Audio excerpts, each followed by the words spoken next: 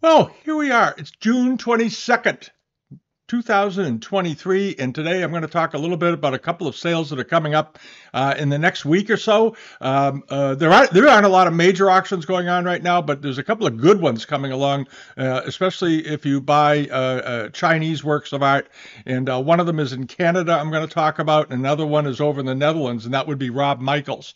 And you can get to the sale either through his website here at it's rmauctions.com, or you can pick it up over on Live Auctioneers and on Invaluable and other sites, of course. And we're going to be using the Invaluable pages to show you the pieces because they seem to display rather nicely.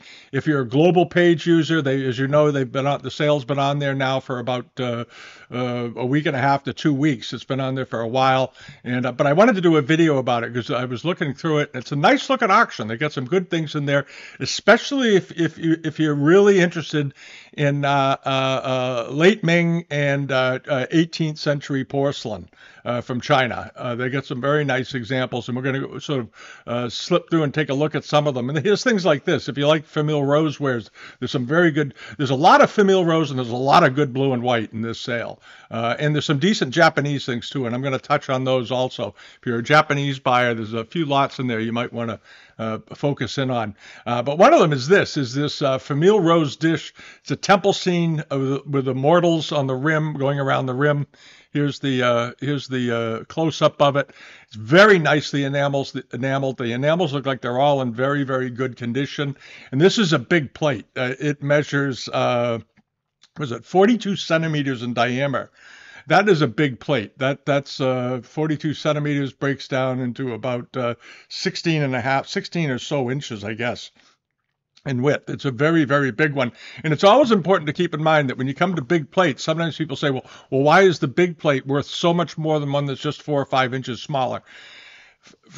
Think of it this way. For every 50 or 100 small plates 10 inches and smaller, 11 inches and smaller, they only make 1 or 2 at the most examples that are much over 12 inches. And when you get up into 16 inches, it's a pretty rare atmosphere. There aren't a lot of them around because they have such a big physical presence. They're highly desirable, and they are very much liked by decorative collectors because you can put one on a wall and it has a great look to it, or put it on a nice plate stand in a good spot, and it's absolutely beautiful. And he's got this one. He's estimating it at 5,000 to 10,000 with a 4,000 euro opening bid, about $4,300 to start it. That sounds pretty reasonable for these. As we know, Yongshen pieces lately have been doing awfully well in the big auction houses. So there seems to be a lot of demand for it. So he's managed to round up a number of Yongshen pieces for this sale. It's certainly worth looking at. Most of them look like they're in quite good condition. The other thing I wanted to mention, if you're a dealer and you live in Europe, and you can get to the Netherlands, go to this sale. The reason is he's got some very generous lots. And dealers make money on lots. That's how you make money in this business. It's easier to make money, I'll put it that way, by buying up a large lot than buying up single items, because they often per piece go for a lot less than they might individually. And that is where the arbitrage, so to speak, comes in. The spread between what it's worth as a large group and what it's worth broken up into smaller pieces. And this is a case in point. You have 19 Famille Rose cups, 15 saucers, all Chin-Lung period, estimated at $2,500 to $5,000 with a 2,000 euros rather, with a 2,000 euro opening bid. But this is a nice lot. You want to get condition reports as much as is possible, because if they're damaged, you sort of take about 80% of the value off of it. But if they're all in pretty good shape, other than maybe a minor rim chip, this is a nice lot. This is a very attractive lot. If you're a seller on eBay, you can buy this lot, break it up, and do the math in your head. Go over the pieces. This is what dealers do. They see how many pairs of cups and saucers they are. They see how many individual cups there are, for example, and then they calculate. You calculate in your head what you could sell them for, cut that number roughly in half, and then that's what you want to bid as a total, adding it all up. It takes a little time to do it, and the reason dealers that make a lot of money in this business get very much in the habit of breaking down lots in their mind and then adding up the values individually and then going for it. It takes a little time, it takes practice, but it is very worth it. All right, and this is a case in point. If you can buy this lot for, for under $3,500, so to speak, somewhere in that range, you could make money with it. All right, it's a good lot. And this is another one, a big lot of teapots. Now, some of them are missing lids. Some of them may have repairs. These are not all 18th century. Some of them are 19th century examples, but there's a very nice armorial tea caddy thrown in. You have this big armorial teapot, but it's missing its lid. You have another side handle chocolate pot that looks like it's in pretty good shape. That's a $600 or $700 item if it's not stapled up and repaired. I don't see any repairs. You have this nice cafe au lait 18th century pot with famille rose on it, things like that. These are very sellable. Worth checking out and doing the math on it. The estimate on this lot is 15 to 25 with a €1,200 opening bid. That's reasonable. That's very reasonable. And I think there's some money left in that. And then to the specialty items, you have things like this cloth trader's plate. This is a beautifully decorated plate with European figures on the docks, negotiating the sale of recently imported fabric from China. And there's a monogram here at the bottom. Nice enameling all the way around. It looks like it's in very good shape too.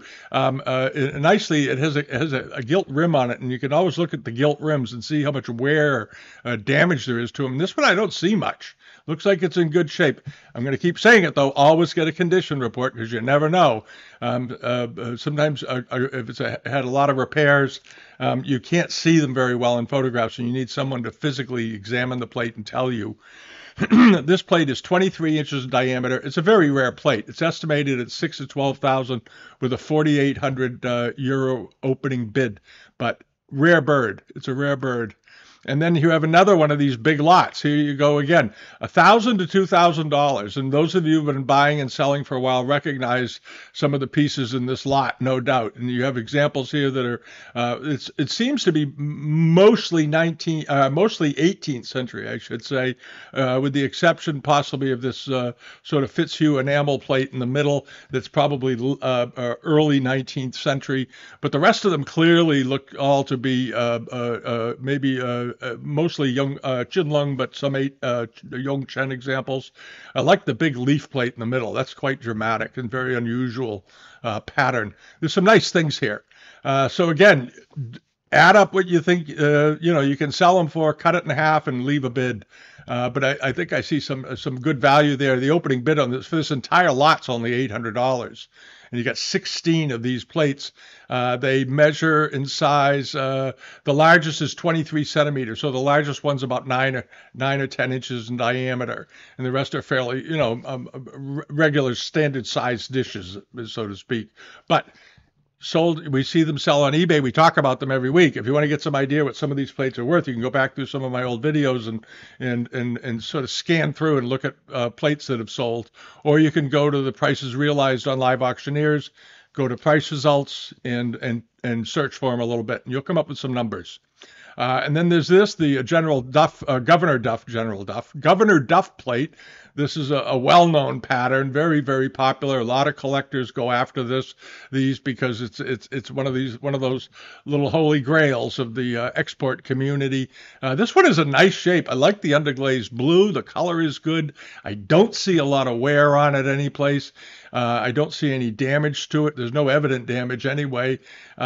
It's estimated at $1,500 to $2,500 or €2,500. That's about right for that. 35 centimeters, though. It's a big one.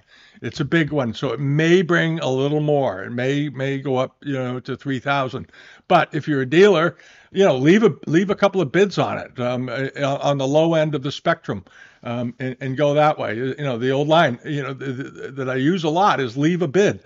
And that doesn't mean just on eBay. It means on every auction. All right. When you come to an auction like this, just go through and lay down a bunch of bids. You won't get a lot of them, but occasionally you hit on one. I had somebody this week email me the pictures of a Japanese scroll that was fantastic that he bought. I think it was for $12. in an auction. It was a very nice Edo period scroll. I couldn't believe it, but those things do happen. It's probably a $1,000 to $1,500 scroll he bought. And then this, a mixed collection, Kangxi and Qinlong, 1,500 to 2,500 again in euros. But look at this lot. It's a very handsome lot, nice looking lot. It's like an instant collection, all blue and white, with the exception of a couple of big platters in the back that are probably Yongchun period. Nice grouping.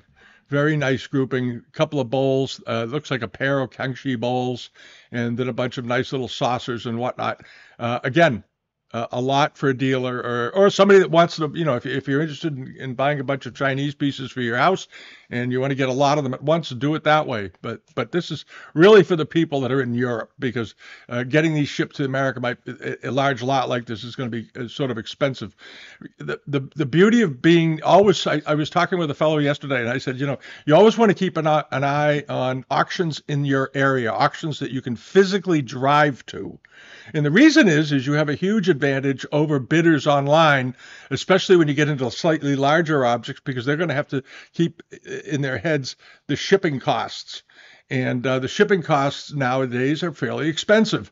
So if you can go there and pick it up and a piece of furniture or a very large pair of jars or vases that are 30, 40 inches in height, to get a pair of those shipped to you, out of Europe into America is going to be expensive. It's going to be anywhere from on the low end, maybe very big pieces that are going to have to go freight. You can't ship them through the post office if they won't fit in a 20 by 20 inch box. You're going to have to go to a freight carrier, and it's going to cost you, for two large jars, could cost you $1,500 to get them to America. But if you're there, you have that $1,500 advantage. So keep that in mind. So at any rate, it's all about positioning. So if you live in an area where there are auctions, use Live Auctioneers, these other sites, and do searches within your radius. An auction you can go to, and I think you'll find yourself in a good position once you get there. All right, and then this is a big Wanli jar with a Shao mark, and he's saying it's probably Republic. This is sort of interesting, and I'm only mentioning this because I hope somebody goes and looks at it. It looks like it probably is later, and the estimate certainly reflects that. Is the bottom of it, and they're considered this to be probably Republic period. And this is the kind of jar that has to be looked at very carefully. And this is also very illustrative of the point that many pieces floating around today that are Republic or even later get often mixed up as being possibly of the period. All right. The only thing that the cobalt on this looks a little off to me, and I suspect that's why Rob has dated it this way. It's a little too clean and tight. It just seems a little off. But the estimate is strong: 4,800 euros with a 6,000 to 12,000 euro opening bid. Which seems strong. That seems like a heck of but it's a 44 centimeter jar, so we'll see how it goes. But if you're a Republic buyer, it's sort of an interesting thing. And then there's this very nice Chinese, blue and white with copper red decoration. Deer. It's a deer and bird's branch vase and so forth. And it's probably early 19th century, possibly late 18th. Nicely done. Beautiful red.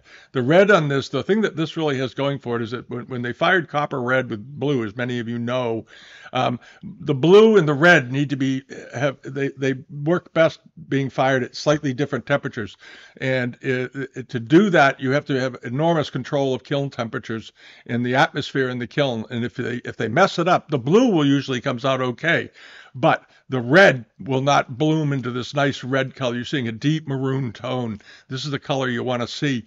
And sometimes it turns green, or it turns sort of a blackish, a grayish red color. It's not very attractive.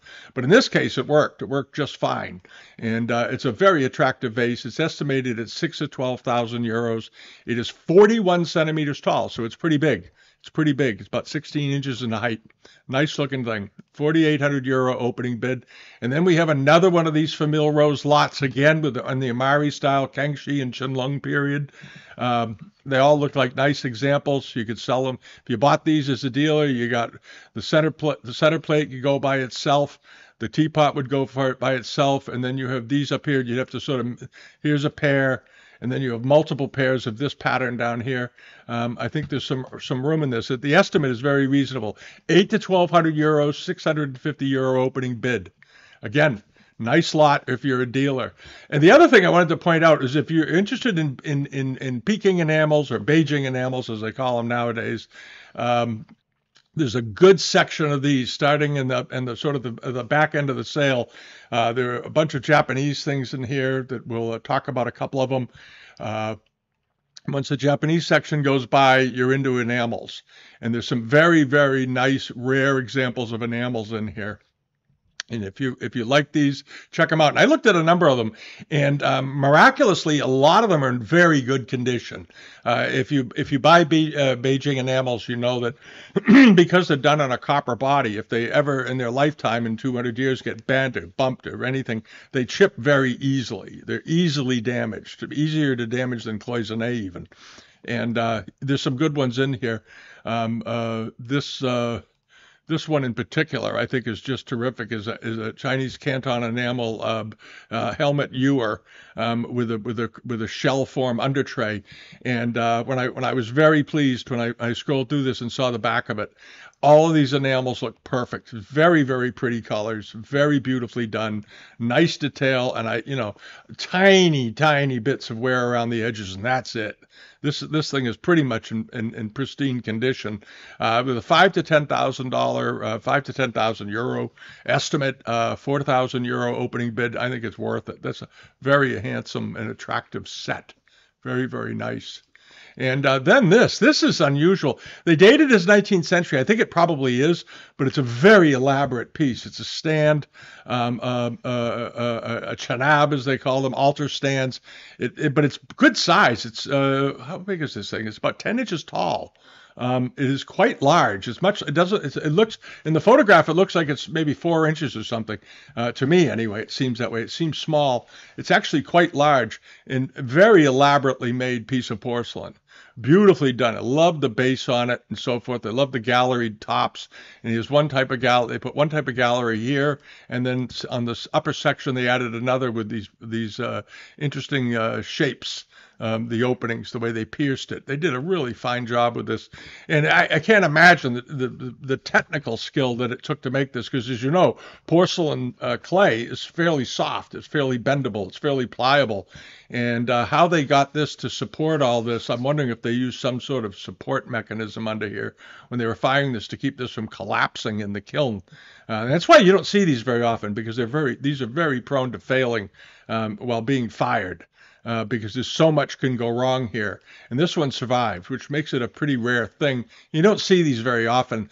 They've dated it to the 19th century. I took a look at the details of the faces on it, and it does appear to be 19th century work. When you look at these immortals in here, or the star gods, or I think they're the star gods. When you take a look at them, the work looks 19th century to me, but it's a really rare thing. This is a nice, neat object, really is. And it's estimated at, I think, reasonably 2,000 to 4,000 euros with a 1,600 euro opening bid. It's a beautiful thing. It's a beautiful thing. And this is a very rare pattern. Kangxi period lotus-shaped dishes with leopards in each one. It's quite dramatic. And then animals, mythical creatures, or tiger. No, it's a tiger up here and some other animal down there. I can't quite make it. Maybe they're all tigers. Yeah. I guess they probably are. Tigers and leopards on a pair of Chinese plates. You'd sort of expect to see this more on Japanese wares, so it makes it interesting. And they're beautifully done, and they have these nice brown dressed rims on them. They look to be in good condition, and we'll see how they do. 2,400 euro starting bid, $3,000 to €6,000 estimate. And that's probably about right. I have to imagine that these are worth $2,500 a piece pretty comfortably. They're very attractive. Very, very attractive. And then over to this, really, and this is a moderately priced thing, but I think it's interesting. It's a sort of an Amari style teapot, Kangxi period, but it's one of those compressed form ones. And there was one not long ago that was up somewhere, and I can't remember where it was. It might have been on eBay or one of the sites had one that was like this. And the estimate on this is reasonable. It's very reasonable because this is a fairly rare form. Fairly unusual. It suffers from the fritz on the edges, like a lot of Kangxi pieces do. On the you get these little blisters on the edges of the pieces wherever there's a sharp edge or two pieces of clay were brought together. Sometimes you get these little pops that come through. But in general, this is an unusual little teapot. It's about 2 or 3 inches tall, around 6 inches in diameter, roughly, and it's estimated at $250 to $500, which I think is just about right. I think the last one that was up sold for about 600, though. In fairness, so it may go over that, but with a €200 opening bid. And then over here, nice pair of Ming jars. They are 41 centimeters tall, the tallest, as they say. They're sort of they're really sort of like an assembled pair, I guess is what you'd call them, because the cartouches are slightly different in shape and so forth. If you examine them carefully, but they were not much of a difference. You're really splitting hairs. The neck on this one's a little taller than the neck on that one, because they didn't typically make things in pairs during the Ming Dynasty. They did a few times, the famous, and then you have the other early blue and white, the David vases and all that were made as pairs. But typically pairs weren't made exactly in the Ming Dynasty. They would make many similar examples, and they would often be sold pairing them up, but they weren't done as pairs typically. Anyway, these are nice, and I would be willing to bet if you examine the lids, you're going to find some differences. I can see differences in the finials and so forth. And that's sort of typical, but these are really nice. They're estimated at 4,000 to 8,000 euros, €3,200 opening bid, and I think that's a reasonable number. As I remember, not long ago, just one of these in this form with this wasted foot coming up here and this nice round body, Ming examples, late Ming examples done in this style. I think I saw one not long ago that was nearly identical to these, and I think it brought around $5,000 or $6,000 for one. So you got a pair of them here with a 4,000 to 8,000 euro estimate. I think it should get to the upper edge of that estimate. If it doesn't, it's a very good buy. That's one of the nice things about it. And then this is something for the sort of the specialist collector, I suppose. Ming Dynasty Kenradi Red, which is this red enamel here, was sort of an unusual color that evolved during the Ming Dynasty. It's very prone to wear and scratching, as you can see. But that's sort of normal with these. They just tend to be very chippy when things get dragged over them. And it's interesting to note that the blue and white looks absolutely perfect, but the center is scuffed up a bit. But it's a very unusual plate and a very unusual color palette. And it has the Fugue Jai Chi mark on the bottom here. And you can look it up. It's probably in Davison's book. And it has this nice rounded back, beautiful blue and white decoration on the reverse. And estimated at 1,500 to 2,500 euros with a €1,200 opening bid. And it's not a huge plate. This thing is 19 centimeters, so it's just a hair under being 8 inches in width. But for the Ming collector that has always wanted to own a real Kenradi plate, this is one of them. All right, and then this on the Japanese end of it, there's a VOC plate, and these legitimate VOC plates don't turn up very often. This is an Arita example that was made in Japan when the Dutch East India Company was working out of there, and they produced some of these. Just a very nice charger. I think it's a charger, right? Yeah, 35 centimeters, so it's about 14 inches in diameter. Estimated at 2,500 to 5,000 euros with a €2,000 opening bid, and it should get there if there are people out there still buying VOC wares. This is a pretty nice example, and done it's done in the Chinese style. This was something the Japanese, as you all know, were doing in the 17th century. They were mimicking lots of Chinese pieces, and here you have one done in the old Chinese style, but done at the Arita kilns instead of in Jingdezhen. in China. And also this I like this a lot. This is a nice late 17th to early 18th century Arita bottle vase, or a bottled wine bottle, I guess, with a kneeling woman in it with flowers around her. Beautiful white porcelain, beautiful, beautiful porcelain. The glaze is just lovely and even, not too glossy. Here's the side decorations. There's the foot rim. That's what the bottoms of one of these looks like. It's worth learning that, knowing what to look for in one of these. And at a 2 to 4,000 euro opening bid, 2 to 4,000 euro estimate, 1,600 euro opening bid. All right. And then the last thing, oh, we did that already. We did that. That was, I set that aside. All right. There's that. And I'm going to pause. We're going to pull up the thing, and we're going to talk about a sale that's coming up in Canada. So hold on. Okay. And this is part 2. This sale is at Waddingtons in Canada. And before I get started, I want to say something. Over on the global member pages, as you know, we keep a report card. And over the last few years, we've given Waddingtons pretty low marks because we didn't feel that they weren't dating things. They had a lot of things that shouldn't have been in auctions. And apparently, I'm not the only one that felt that way. And I got a very nice email from them about a few days ago, saying that they have basically changed the company around. They've brought in some new people. They've made some significant changes in how they operate. And I wanted to acknowledge that because, you got to be fair. When people you think they've done the right thing, you want to give them a little credit for that, a bit of credit. And I think that they may be getting on to doing things a little bit more effectively as far as dating goes, and getting authentic things in, and maybe doing a better job of filtering. And in this catalog, if you go to the site and look at it, it's not on Live Auctioneers. You can get to it through the sale room, through Barnaby's, or just go straight to Waddington's. And they've put dates on things that they believe are accurate.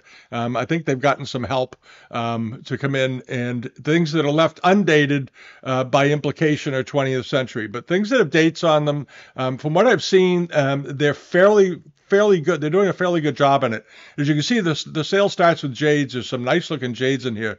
The first one in particular, I think, is quite lovely. Is this reticulated brooch, or plaque, as they call them.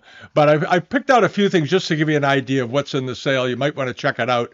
It starts on, what are the dates here? June 24th. This is online. It closes at 2 p.m. on the 29th. So you can start going in there and leaving bids now, but the sale sort of runs, or the bidding officially runs, from the 24th to the 29th. And they got some nice things. So let's take a look here. The first thing is this very nice sort of a Mughal style jade spinach dish with chrysanthemums, a chrysanthemum dish with these handles on the ends. Fairly well-known type. They call them marriage dishes, and it's estimated at what's the estimate on this? Where do they keep the estimates? Okay, down here. I got to remember where they keep them. $6,000 to $8,000, which seems to be in the range. Sometimes they bring more, of course, but I think that's a reasonable range. Could go over it. And then they have this very nice Jifu robe, 19th century, beautifully done, with that cocoa brown background. The last time one of these turned up somewhere, as I recall, it brought $11,000 or $12,000 with this warm, sort of very warm brown ground that they used occasionally on these robes. And here's the decoration, the gilding, everything looks to be in good shape. I don't see any damage anywhere. You want to get a condition report just like everywhere else, but the estimate is $6,000 to $8,000, which is certainly within the range these days for a good 19th century robe. Very fine silk work, and that's a nice example. And then you have this, a couple of well, this is the brush pot's late Qing, from what I can see. Decent looking brush pot, not superbly fine, but I like the figure next to it. It's probably early 20th century. I think that's rather cool. It's a nifty piece of bamboo, and he's on a stand, no less. I think that's pretty great. I like that. And the estimate is reasonable, $400 to $600. Should bring more. It should bring upwards of $1,000, but at least it's telling you there's no big reserves on this stuff. And then the Dwanstone screens. This is a nice one. The The estimate is 2 to 3 thousand. If you're interested in Dwanstone, this is a nice one. Dwanstone is just, if you've heard the expression, you don't know what it is. It's a type of volcanic rock. And it had layers with different colors in the layers. And what they learned how to do was to carve through the layers. And by taking advantage of the color variations as they carved down, they could do these light areas of the mountains and all this sort of thing to give some real highlighting and details. And these are all colors that are within the stone, and the carver has to work his way around them to get the picture out the way he wants it. It's quite a skill. But these are, as I said, made from volcanic rock. They're very heavily collected especially among people who are scholar collectors, literati collectors, that sort of thing. They're calling it 19th century. No reason to disagree with them. Has a 2 to 3,000 Canadian dollar estimate. Now, this thing is pretty good size. 27 inches tall, 21 inches tall, so it's pretty good size, and it should bring that. It could bring 4 or 5,000, but it looks like a nice one, and I like the stand on it a lot. Classical sort of 18th century stand, very, very nice. And bronzes, there are a bunch of bronzes in this sale, and some nice ones. This one is Zhen Wu, the famous one. This one is depicted fairly often. You'll see this fellow, especially in Ming bronzes.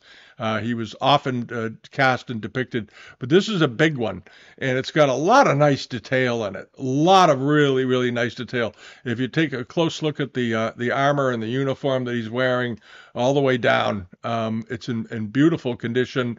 He's got his clenched fists, defiant clenched fists, and then all these little details. And he's seated. This is an interesting form, and you see them. There's actually a bronze on eBay right now on the newsletter page. There's the same sort of configuration. You'll notice that he's sitting in a wooden chair. And we get to the profile, there he is. And you'll see what they did was they carved this as a seated figure, right? And then they make a wooden stand for him to sit on, like a chair. So from here up, it's bronze, and from here over and down, it's wood, lacquered wood, actually, is what they did. And you can see it. And this is why they did them. And occasionally you will see a bronze like this out around if you go to enough auctions and antique shows, and you're going to see one of these figures that looks like he's missing something he's supposed to be sitting on. Well, what he's supposed to be sitting on is one of these wooden chairs. All right, and it's a fairly a typical configuration for certain types of bronzes. But this one is big, including the stand. It's 18 inches high. It looks smaller visually in the pictures. They always do, unless they put something in there to give you a sense of scale. This one is 18 inches high, though, with the wooden base. So it looks like the bronze itself is probably around 14 or 15 inches in height, which is a big bronze, a nice sized bronze. Estimates reasonable, 10 to 15,000. I can't imagine it won't get there, and I wouldn't be surprised if it got up into the 20s. All right, or even more maybe. It's a very nice bronze with a good patina. And if you're a Celadon buyer, they've got 7 or 8 or 9 pretty good looking Lungquan Celadons from the Ming Dynasty in here. Here's one of them. I didn't pick this one because it was especially better than the others. It was just an example. But it looks to be nice and clean. Hold on a second. There we go. There. And there's the back of it. It's what it should look like. Sort of goopy glaze, little iron showing up in here, and so forth. And the estimate on it is $2,000 to $3,000. It measures 15 inches diameter. Keep in mind, Lungquan Celadon plates can often be quite large. And this is a perfectly good-looking one. If you're a Celadon buyer, give that some thought. And then this, a rather unusual monochrome Islamic market made during the Ming Dynasty ewer, Jiajing period. They're dating it. It's probably about right. And there's the handle. There's the bottom of it. The foot rim looks fine. The color of the paste underneath looks fine. And it's got a very nice cobalt glaze. I guess it's sold at Phillips. That's right. This is the one that had been through a Phillips auction. I had that catalog. It was a number of years ago. When the heck was it? In the 90s, I think. 1999. There it is. And I remember the Kakiemon jar on the cover. It was over in London. It brought 2,200 pounds then. All right, it was estimated at 300 to 500 and 300 to 350 pounds. It brought 2,200 pounds back then, 20 years ago, 23 years ago, and this time around it's estimated at 1,500 to 2,000. So what they're saying is they're not reserving it. That's their way of saying there's no reserve on this. Maybe it came out of an estate collection of some kind.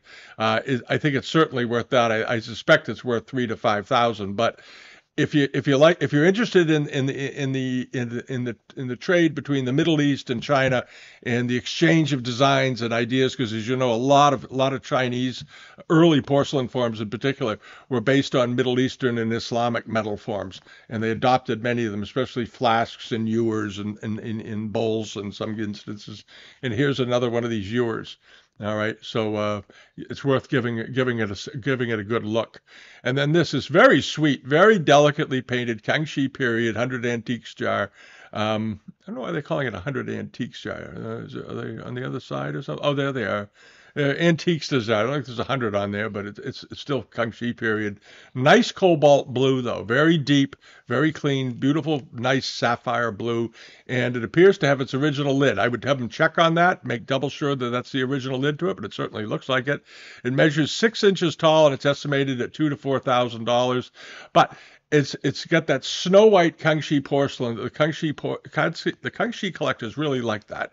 This ultra known for its milk white body, almost like you see in Japan on Kakeyamon wares. This very snow white body, because it makes the cobalt, this particular shade of cobalt, really stand out, really pop on the surface. And you have this nice bird in a fan decoration, and so check that out. And then over here to this, one of these double gourd cafe au lait lower half, underglazed blue upper half sprinklers or bottles. Let's see, what is this thing? 7 inches, 6.8 inches tall, estimated 800 to 1,000. That's absolutely in the very reasonable. Should easily get there. Years ago, we had nearly identical ones that we sold 20 years ago that brought that much money. But this is a nice one, and the cafe on this looks particularly nice. Very warm color. Oh, and it's got fish in it. Oh, I didn't notice that before. That is pretty great. I didn't notice that before. It looks like there's some sort of gilded or underglazed cut-in fish on here. Find out if that's underglaze or is it over the glaze. I can't really tell from the pictures. Nice looking, and again, that's very white body with the nice cobalt showing up so well on it. Cafe au lait band extending the midsection of the foot. Overpainted with gilt. Okay, the gilding is overpainted with gilt fish. That's unusual. That is really unusual. You don't see that very often. And then there's a number of things in this sale, things that were made for the during the Qajar period in Iran or Persia, as it was known. And he's got one of these plates here. Has a definite Islamic feel to it, beautifully done. And they did plates in this pattern in the Middle East as well. This one is Chinese, of course, with an Arabic inscription in it. And there are a number of these. If you like Islamic market export wares, I think there's 4 or 5 of them in this auction, bowls and plates and all kinds of things. This one is very reasonably estimated, $400 to $600. It's 8.5 inches and 8 1/3 inches wide. Looks to be in good shape. It looks like an $800 to a $1,200 dish to me. I think it's very attractive, very nice soft colors. And here's another one. I think I put up a couple of them to show you. This is a familial rose set made for Zil Al Sultan, who died in 1918. They were made sometime in the. They say they date this order to 1879 to 1880. The bowl is 8.5 inches in diameter, or the dishes. There you go. Some little bit of wear to the Arabic on this one, but this one is perfect. And it's a bowl and under tray. Very unusual, nice set, 1,500 to 2,000. And then on the back end of the sale, as I mentioned, there's some Japanese things. There's this Hayashi Kodenji wired silver wired cloisonne enamel vase. He was a contemporary of Namakawa Yatsuyuki. That part of that, those of you that followed Japanese cloisonne know about this really fine school. They did amazing cloisonne work, finest cloisonne that's ever been made, probably. Was made in Japan during the late Meiji period, at the end there. They did some phenomenal things, and this is one of these examples. And if you pull these in and you really look at these, to get that polish on the black enamel, and then this very, very fine inlay into the enamels, and controlling it and adding colors at the bottom, and all this is such a feat. And this is estimated at 6 to 8,000, and it measures 5.9 inches tall. All right, and that's those are the prices he brings. Those of you who collect his work, and that school of very elaborate cloisonne know about that. Quite extraordinary. And then lastly is this: if you're an early Japanese porcelain collector, these are really interesting. The grapevine pattern, or grapevine. What do they call them? They call the grapevines. They call them just grapevine dishes. Okay. I didn't know if they added something to it. But there's 4 of them. They're about a little over 5 inches in diameter each. These are 17th century, made in the 1600s. That's very early in Japanese porcelain production. I think these are quite striking. Love the blue background, like the red vine flowers and all that. It's got a very nice symmetry to them, or asymmetrical pattern that seems symmetrical when you look at them as a group. And estimated very cheaply, $600 to $800. They should easily make that. They should be close to $400 a plate. Should be, I think, a reasonable price, but we'll see. But if you've been looking to, if you're thinking of collecting some Japanese ceramics and you want to start with something really, really good to sort of set the tone for your collecting, this would be it. These are really nice, very unusual.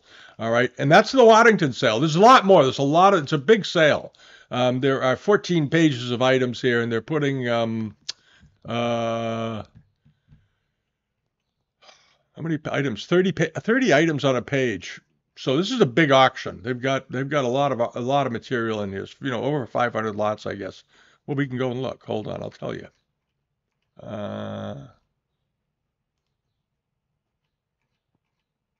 Over 400 lots. Okay, there we go. 413 lots. But it's a full sale. There's also, as you can see, there's paintings, there's screens, there's all kinds of stuff. There's a lot of, there's some very nice jadeite for jewelry in the sale. There's some ivory, lots of ivory, lots and lots and lots of ivory. That's another thing I'm noticing increasingly. In the United States, they don't sell it, but I'm noticing in auctions all over Europe and England, and now in Canada, you're seeing antique ivory coming back into the market. Now, if you're in the U.S., you can't buy it, you can't import it. But if you're in Canada, what an opportunity to round out your collection. There's some very nice pieces in here, especially some of these netskis, some really fine small netskis. And maybe they're going to open it up into the U.S. again at some point, which they should. But in Europe, I noticed they've been selling ivories pretty regularly for a while now. So here we are. All right, so that's it. I hope you check them out. We'll be adding the Waddington sale to the global member pages over on the where we keep this, where we put things that pop up that don't fit on aren't on live auctioneers and so forth. The sale room page and the Drew Out page, that page. We'll put a link into it over there by the time you see this, and check out the sale. If you're using the global pages, or just go to waddingtons.com and check it out. But do your homework. Do send in for like the Rob Michael sale. All auctions always get condition reports.